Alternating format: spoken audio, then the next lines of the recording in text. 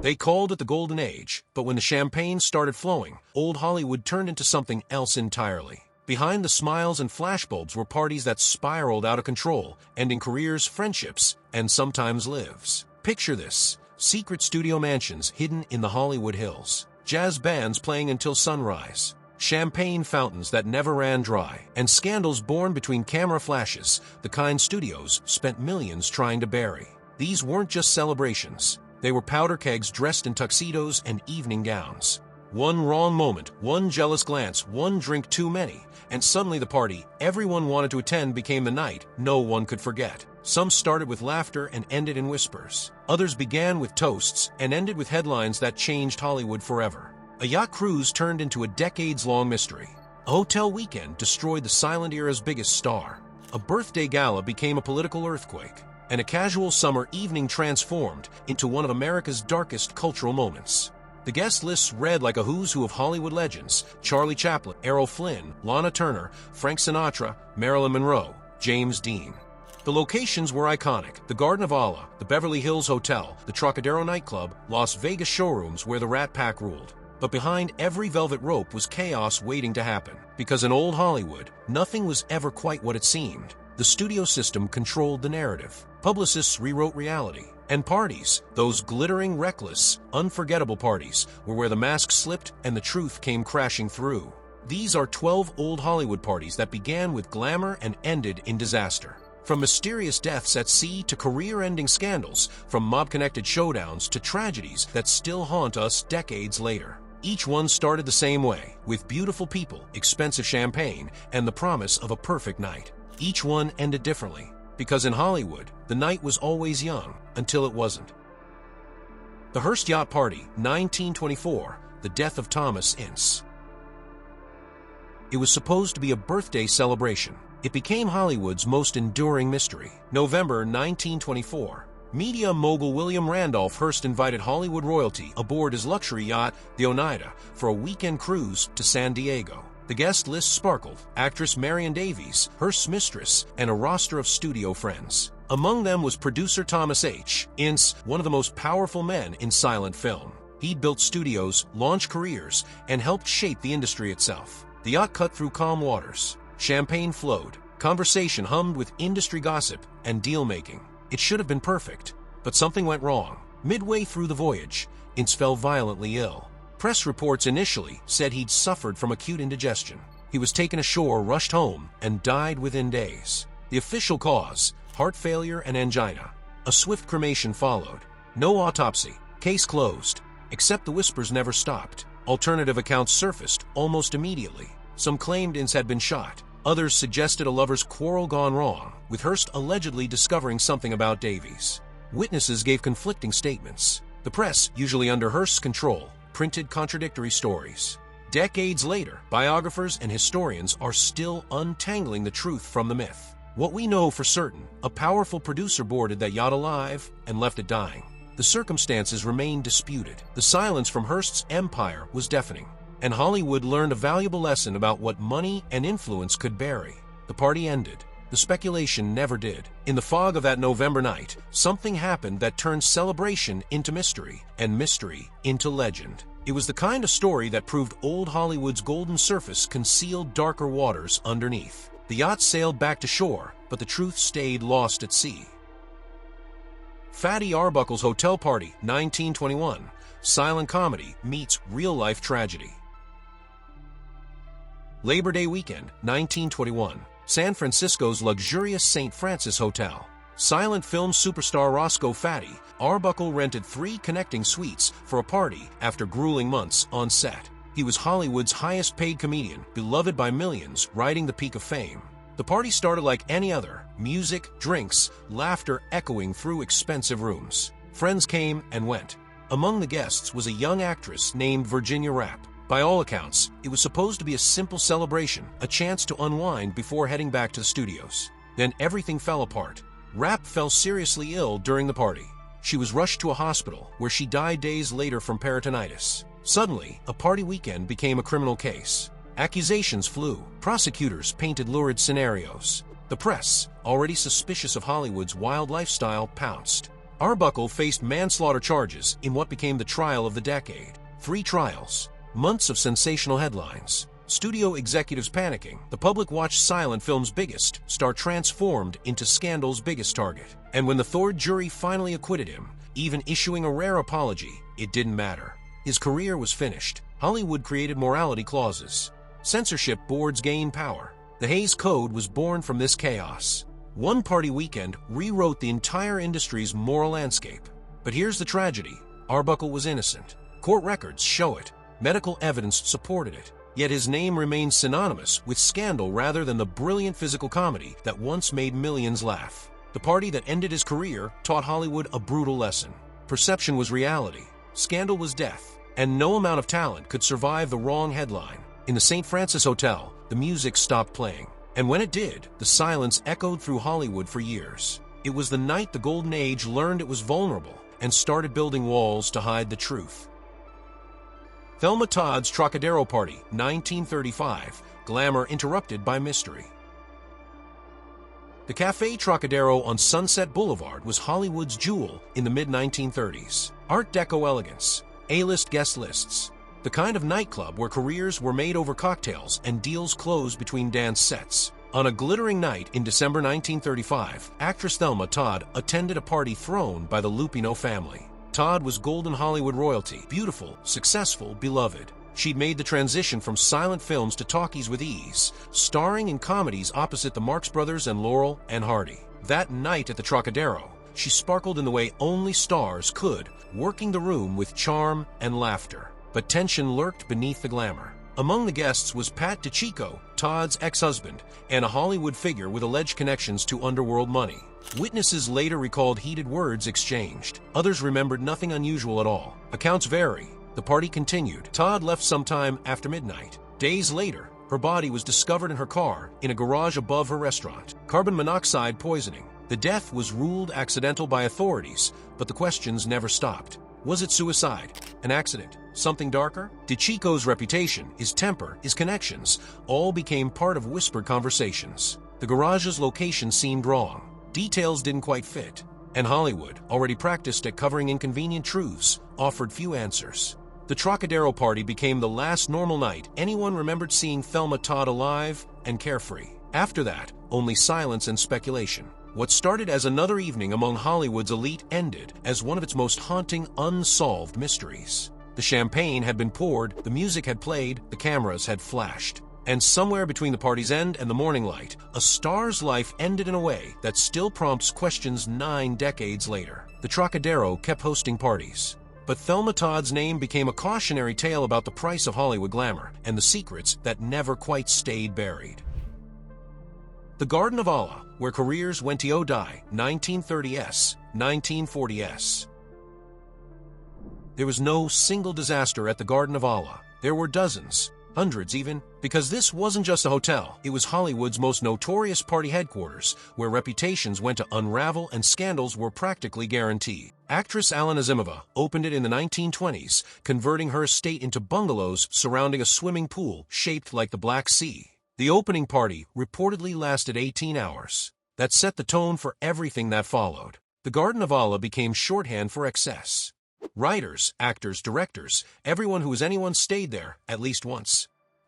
Scott Fitzgerald lived there. Errol Flynn caused chaos there. Humphrey Bogart got married there. The stories were endless, and most of them ended badly. All-night parties were standard. Neighbors complained constantly. Police showed up regularly. Tabloid reporters staked out the entrance like hunters waiting for prey. And they always got their story. Marriages ended at the garden. Careers imploded there. Studio executives had to dispatch fixers in the middle of the night to control damage. It became such a reliable scandal factory that publicists tried to keep their stars away, which, of course, only made it more attractive. The pool saw everything. Drunken midnight swims. Fights over lovers.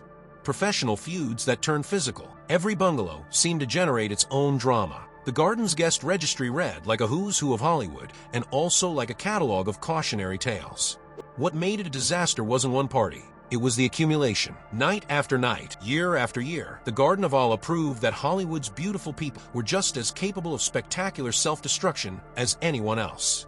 Maybe more so because they had money, fame, and absolutely no supervision. Studios couldn't control it. Publicists couldn't spin it. The Garden of Allah was where old Hollywood went when it wanted to stop pretending, and that freedom came with a price. By the time it was finally demolished in 1959, it had outlasted dozens of careers it helped destroy. The parties ended. The building came down. But the stories? Those became Hollywood legend, proof that even paradise has consequences. John Barrymore's Last Gatherings, 1942, Nostalgia and the Macabre. John Barrymore had been Hollywood royalty, the greatest actor of his generation, equally brilliant on stage and screen. By 1942, he was dying.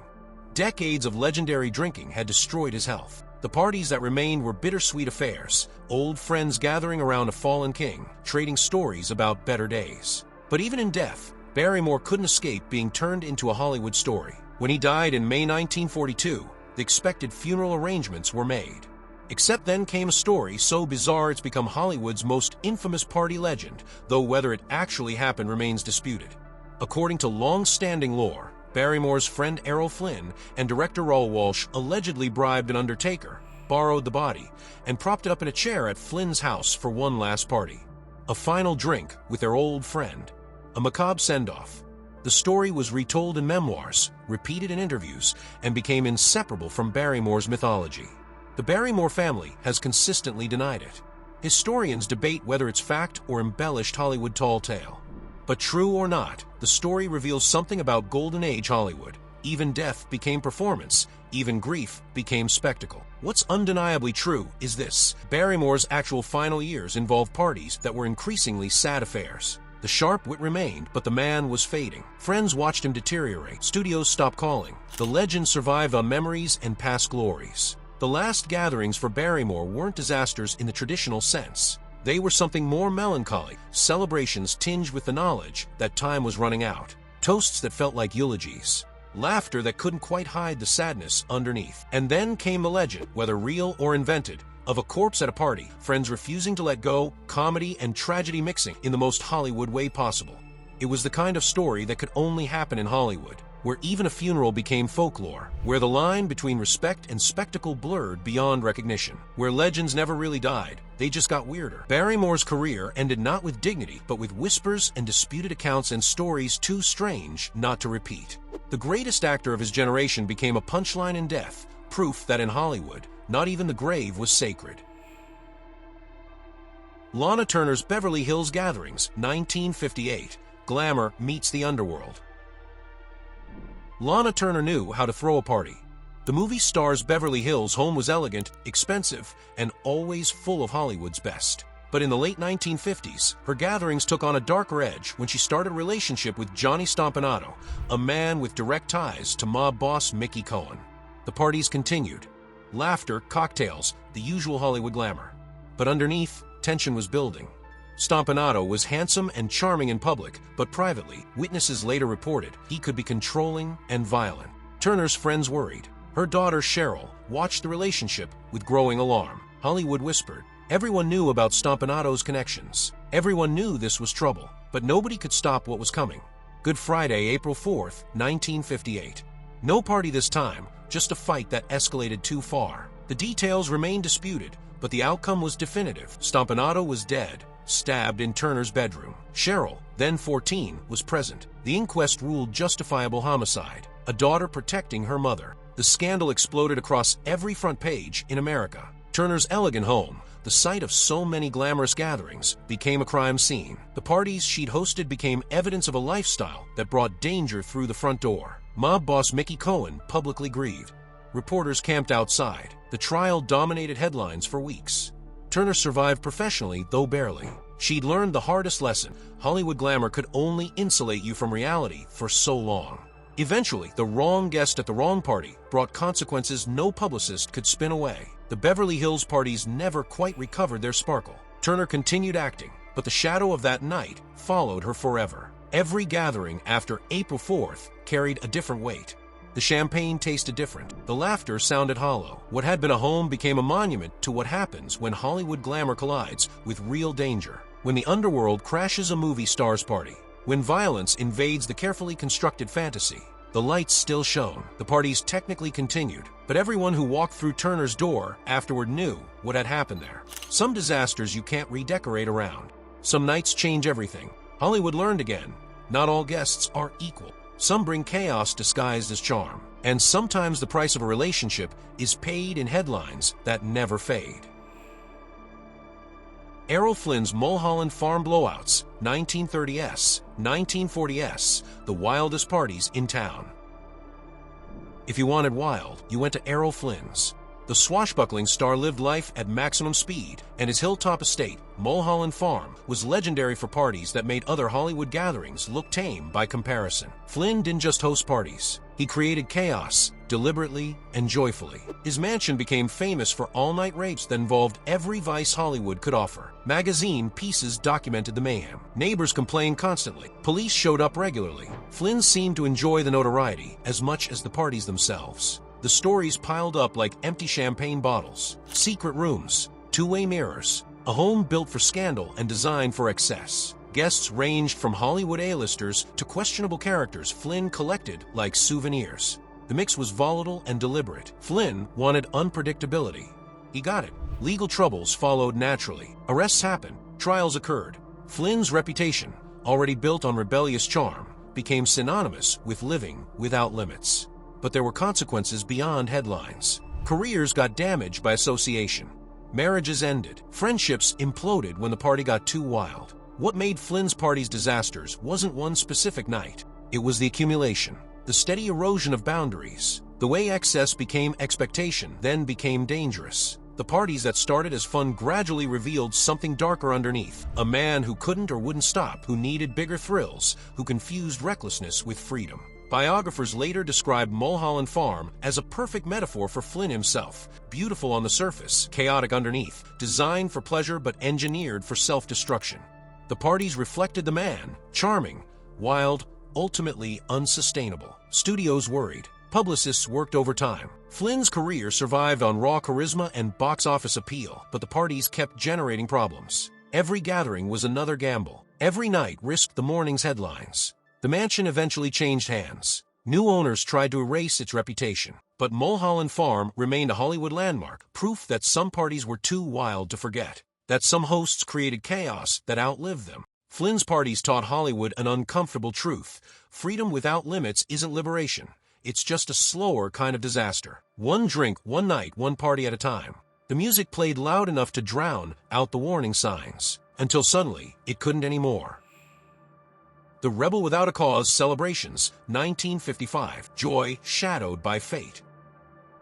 The wrap parties for Rebel Without a Cause should have been pure celebration. The production had been electric. Director Nicholas Ray knew he'd captured something special. The young cast, James Dean, Natalie Wood, Sal Mineo, had chemistry that burned through every scene. They celebrated accordingly. Parties on set, gatherings after filming Wrapped. The camaraderie was real. These weren't studio-manufactured these were young actors who'd created something meaningful together. The film was groundbreaking, tackling teenage alienation in ways Hollywood hadn't dared before. The premiere in October 1955 was triumphant. Critics praised it. Audiences connected with it. James Dean was poised to become the biggest star of his generation. The parties that followed the premiere were jubilant. Dean's performance was incandescent. Natalie Wood was luminous. Sal Mineo was heartbreaking. Success seemed inevitable for all three. But here's where the story turns dark. James Dean died in a car crash less than a month before the premiere, 24 years old. The celebrations became memorials. The triumph became tinged with tragedy. The wrap parties and premiere gatherings suddenly felt haunted by what could have been. And it didn't stop there. Natalie Wood died in 1981 under mysterious circumstances, drowning during a weekend boat trip. Sal Mineo was murdered in 1976, stabbed outside his apartment. All three leads gone before their time. The Rebel Without a Cause parties became retrospectively tragic. Photos from those celebrations show young people laughing, completely unaware. The joy captured in those moments became bittersweet evidence of futures that wouldn't happen. It wasn't one disastrous party. It was the knowledge that every celebration connected to that film was shadowed by fate. That the wrap night toasts were toasts to people who wouldn't survive to grow old. That the premiere champagne was being drunk by ghosts. Hollywood loves to romanticize tragedy, but this was different. These weren't self-destructive stars burning out from excess. These were talented young people whose lives ended too soon for different, unconnected reasons. The parties didn't cause the disasters, but they became forever linked to them. Every frame of Rebel Without a Cause carries that weight now. Every behind-the-scenes photo from those celebrations feels like a memento mori. The film captured teenage restlessness and mortality. Terribly, prophetically, those themes followed the cast off-screen. The parties ended in laughter. But looking back, they ended in something much sadder, a reminder that youth and talent are no protection against fate. That sometimes the disaster isn't what happened at the party, it's what happened after. Marilyn Monroe's birthday gala for JFK, 1962. One dress, one song, one seismic night. Madison Square Garden, May 19, 1962. 15,000 people packed the arena for a Democratic fundraiser doubling as President John F. Kennedy's 45th birthday celebration. The guest list read like American royalty, but everyone was waiting for one person. Marilyn Monroe took the stage wearing a dress so fitted with rhinestones it had to be sewn onto her body. Her entrance was delayed, deliberately, masterfully. When she finally appeared, the crowd erupted. And then she sang, "Happy Birthday, Mr. President." Breathy, seductive, unmistakably intimate. The performance lasted barely a minute, but it detonated like a bomb. The president grinned from his box seat. First Lady Jackie Kennedy was conspicuously absent. The cameras captured everything. The whispers started immediately. This wasn't just a performance. It was a statement. The way Monroe sang transformed a children's song into something else entirely. The dress, or barely dress, left nothing to imagination. The chemistry between star and president was palpable. Gossip had swirled for months. This night confirmed it in the most public way possible. Political advisors panicked. Kennedy's team went into damage control mode. Monroe had crossed lines that were supposed to stay firmly in place. What was meant to be a campaign fundraiser became a scandal waiting to explode. The party continued, but the damage was done. Monroe left the stage triumphant. It was one of her last great public moments. Less than 3 months later, she was dead. Overdose. Circumstances still debated. Conspiracy theories still circulating. The Madison Square Garden Gala became more than a party. It became a cultural inflection point, where celebrity and politics merged in ways that still reverberate, where a movie star and a president connected in front of thousands, confirming every rumor without saying a word. The performance was brilliant. The timing was terrible. Monroe had sealed her legend, but complicated both their legacies forever. The birthday song became evidence. The dress became an artifact. The night became mythology. For Monroe, it was a moment of power, taking control of her image, owning her sexuality, commanding a stage in front of America's most powerful men. But came at a cost. The whispers grew louder. The scrutiny intensified. The final months of her life were marked by that night's shadow. The party at Madison Square Garden ended in applause and champagne. But the real ending came later, when Monroe was found dead in her Brentwood home, still young, still beautiful, still caught in the machinery of fame that had both created and destroyed her. One dress, one song, one night, and 60 years of questions that still haven't been answered. The disaster wasn't what happened at the party. It was everything the party represented and everything that followed. The Cielo Drive Gathering, 1969, when Hollywood's innocence died. August 8, 1969, a warm summer night in the Hollywood Hills. Director Roman Polanski was in Europe. His wife, actress Sharon Tate, 8 months pregnant, stayed home at their rented house on Cielo Drive. Friends came over. It was casual, relaxed. Just another evening among Hollywood's young, successful crowd. Jay Sebring was there, the celebrity hairstylist who'd styled half of Hollywood. Wojciech Frykowski and coffee heiress Abigail Folger were house guests. Stephen Parent, 18, stopped by to visit the caretaker. 5 people gathered informally in a beautiful home overlooking Los Angeles. What happened next doesn't need graphic description. The world knows. The murders shocked America in ways few crimes ever have. The brutality, the randomness, the invasion of what should have been a safe, private space. When news broke the next morning, Hollywood went into collective trauma. This wasn't a party that went wrong in the traditional sense. It was an ordinary evening that became extraordinary tragedy. A casual gathering transformed into one of the darkest nights in American cultural history. The Manson family murders didn't just end 5 lives, they ended an era. The 1960s, optimism died on Cielo Drive. The flower child dream curdled into paranoia. Hollywood's sense of untouchable safety evaporated overnight. Suddenly, fame meant target. Success meant vulnerability. The walls went up, literally and figuratively, around celebrity homes across Los Angeles. Security became an industry. Privacy became precious. The easy openness of earlier Hollywood parties, where strangers might wander in and nobody worried, ended completely. After Cielo Drive, every gathering had a guest list. Every door had a guard. Every beautiful home in the hills carried a new awareness that beauty wasn't protection. Sharon Tate was 26, talented, beloved, on the verge of major stardom. The others were equally full of promise and possibility. The tragedy wasn't just death, it was the violent erasure of futures. Roman Polanski returned from Europe to a nightmare. The house on Cielo Drive became infamous, a location people would drive past in morbid fascination. It was eventually torn down, but the address remained burned into Hollywood memory. This entry is different from the others. It wasn't scandal. It wasn't excess. It wasn't careers destroyed by gossip. It was evil invading paradise, chaos shattering peace, darkness overwhelming light. The disaster here transcends Hollywood politics and studio systems and moral codes. The gathering on Cielo Drive reminds us that not all Hollywood disasters came from within. Sometimes horror arrived uninvited. Sometimes the party ended not because of who was there, but because of who crashed it. August 8, 1969, marked a before and after moment. Before, Hollywood believed in its own invincibility. After, it knew better. The innocence, whatever remained of it, died that night. The party culture shifted. The Golden Age mythology crumbled. Sharon Tate and her friends weren't at a party that went wrong. They were living ordinary lives that intersected with extraordinary evil. That's what makes it the most tragic entry on this list, and the hardest to process even 55 years later.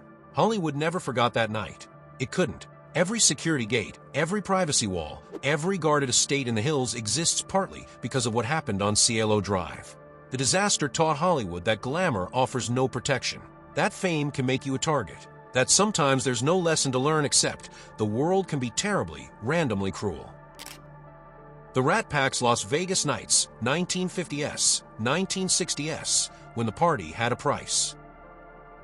Las Vegas in the 1960s belonged to Frank Sinatra, Dean Martin, Sammy Davis Jr., Peter Lawford, and Joey Bishop. The Rat Pack owned the Sands Hotel's Copa Room stage. Their shows were legendary. Their after-parties were even better. Or worse, depending on your perspective. The setup was perfect for chaos. Unlimited money. No real oversight. Mob connections running the casinos. A desert city where normal rules didn't apply. The Rat Pack lived like kings because in Vegas they were. The shows would end past midnight. Then the real party started. The Copa Room stayed open. Bottles appeared. Women materialized. The crew would drink, gamble, and hold court until sunrise. Everybody wanted in. Nobody wanted to leave. But Vegas glamour came with Vegas problems. The money funding those parties often had underworld sources. The freedom the Rat Pack enjoyed existed because casino owners, many with organized crime connections, allowed it. The party ran on mob money, and that bill eventually came due. Sinatra's relationship with Sam Giancana became a liability. When the FBI started watching, when regulatory pressure increased, when connections that seemed fun suddenly looked dangerous, the party atmosphere curdled. Behind the tuxedos and cocktails were power struggles, professional fallouts, and compromises that later seemed less charming. Not every Rat Pack night ended well. There were fights, professional rivalries that turned personal, friendships strained by ego and alcohol. Lawford got frozen out after Kennedy family drama. Sammy Davis Jr. faced racism even among his own crew. Martin eventually tired of the chaos. The Brotherhood started showing cracks. The glamorous veneer hid messy reality. These weren't just fun parties, they were displays of power in a city where power meant control, where control meant connections, and where connections were sometimes dangerous. When Sinatra finally left the Sands in 1967, after a dispute with new management, an era ended. The Rat Pack nights faded. The parties moved elsewhere or stopped entirely. What remained were stories, some funny, some dark, all revealing about what Vegas really was. The disaster here wasn't one explosive night. It was the slow revelation that the party had always been more complicated than it looked, that the laughs had edges, that the freedom came with strings. That being king of Vegas meant dealing with the people who really ran Vegas. The Rat Pack mythology persists, cool cats in sharp suits, ruling the desert with style and swagger. But the real story involves compromises, regrets, and consequences that followed them long after the stage lights dimmed. The Copa Room shows were brilliant. The after-parties were legendary. But when you peeled back the glamour, you found a world where friendship competed with ego, where success bred resentment, and where the mob wasn't a punchline, it was a presence. The Rat Pack parties taught Hollywood that even triumph comes with a price. That Vegas wasn't freedom, it was a different kind of cage. That every night of excess gets paid for eventually one way or another. The music stopped, the lights came up, and when morning came to the desert, the bill was always waiting. Judy Garland and the Studio Celebration Culture 1940s, parties that weren't parties at all. This entry is different. It's not about one disastrous party. It's about a system that disguised exploitation as celebration and called it Hollywood magic. Judy Garland was MGM's golden girl. The Wizard of Oz made her a star at 17. The studio threw parties in her honor, publicity events, award celebrations, gatherings that looked, from the outside, like a young star being celebrated. But behind the champagne and camera flashes was a different reality. MGM controlled every aspect of Garland's life. Her schedule was brutal. Her weight was monitored obsessively, and to keep her working in human hours, the studio supplied pills. Pep pills to keep her energized through 18-hour days. Sleeping pills to knock her out when shooting wrapped. Then more pills the next morning to wake her up and start again. The parties were just another form of control. Studio gatherings where Garland had to perform, not just as a singer, but as the image MGM wanted to project. Always smiling, always grateful, always the girl next door, even as the studio systematically destroyed her health. Other young stars experienced similar treatment. Mickey Rooney later confirmed the pill culture was widespread. The studio system treated adolescent performers like machines that needed chemical fuel to maintain impossible productivity. When Garland struggled, when exhaustion or emotional breakdown made working impossible, the studio framed it as her failure, not theirs. The parties and celebrations continued. The publicity machine kept projecting success. But behind the scenes, a talented girl was being ground down by the very system that claimed to celebrate her. The disaster wasn't one night. It was years of nights. Parties that weren't celebrations but obligations. Success that came at the cost of health, stability, and childhood. A system that threw glamorous gatherings while systematically destroying the people it was supposedly honoring. Garland's struggles with addiction, mental health, and self-destruction throughout her adult life traced directly back to MGM's treatment during these years. The parties of the 1940s looked innocent: studio gatherings, award ceremonies, wholesome publicity events. But they were disasters in slow motion. This is perhaps the darkest entry on this list precisely because it looked the least dangerous. No scandal, no violence, no mysterious deaths. Just a girl being slowly destroyed by an industry that dressed exploitation in evening gowns and called it celebration. The studio parties for Judy Garland taught Hollywood an uncomfortable truth: it's still learning. Sometimes the disaster isn't what happens at the party. It's that the party exists at all. That beneath the glamour is cruelty. That celebration can be another word for control. MGM eventually released Garland from her contract. By then, the damage was done. The pills, the pressure, the parties that weren't really parties, all of it followed her for the rest of her life. She died in 1969 at 47, still brilliant, still broken by what Hollywood's golden age had done to her. The disaster of the studio party culture wasn't just about Garland. It was about every young performer caught in that system, taught that success meant sacrifice, that glamour meant pain, that parties meant performance even when you were dying inside.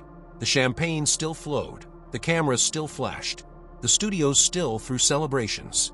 But some of us were paying attention to who wasn't smiling anymore. For every glittering party in old Hollywood, there was one that ended in silence. Behind the glamour was a warning that too much fame, too much money, and too much freedom could turn paradise into chaos overnight.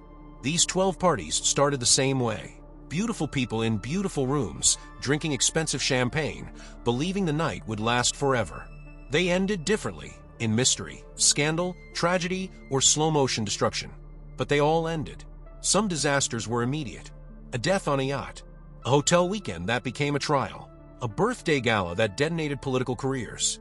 Others were gradual. The Garden of Allah's accumulated wreckage, Mulholland Farm's escalating chaos, the studio system's methodical destruction of young stars. What they share is this: the moment when the mask slipped, when Hollywood's carefully constructed image gave way to messy, complicated, dangerous reality. When the party revealed what the publicity machine worked so hard to hide. Old Hollywood built itself on illusion. Studios controlled narratives. Publicists rewrote history. But parties, those uncontrolled, unpredictable gatherings where alcohol flowed and guards came down, were where the truth leaked through. Where scandals started. Where careers ended. Where tragedy struck. The yacht that sailed back without Thomas Ince. The hotel suite where Fatty Arbuckle's career died. The Beverly Hills home where glamour met mob violence. The Madison Square Garden stage where Marilyn Monroe sang herself into legend and controversy. The Cielo Drive house where innocence died. The Copa room where power showed its price. The studio celebrations that poisoned the stars they claimed to honor. These weren't just parties. They were seismic events disguised as social gatherings. Moments when Hollywood's golden surface cracked and revealed what lay underneath. The tragedy is that most were avoidable. If studios had cared more about people than profits. If excess had limits. If power came with accountability. If fame didn't feel like immunity. If anyone had said stop before it was too late. But this was Hollywood. And in Hollywood, the show always went on, even when it shouldn't have. These 12 old Hollywood parties started with champagne and ended in disaster. They're proof that even legends can't control the night. That glamour is no protection against consequences. That sometimes the most dangerous place in Hollywood was the party everyone wanted to attend. The music eventually stopped. The lights came up. And when morning arrived, Hollywood faced the bill for the night before. Some debts, it turned out, could never be fully paid. In old Hollywood, the parties were the story behind the story. Champagne hid the panic. Music hid the warning. And when the lights came up, the cost was always higher than anyone expected. The golden age is long over. But the lessons from these 12 disastrous parties remain. Behind every perfect image is imperfect reality. Behind every celebration is the possibility of catastrophe. And in Hollywood, both then and now, the party's never really over. It's just waiting for the next disaster to begin.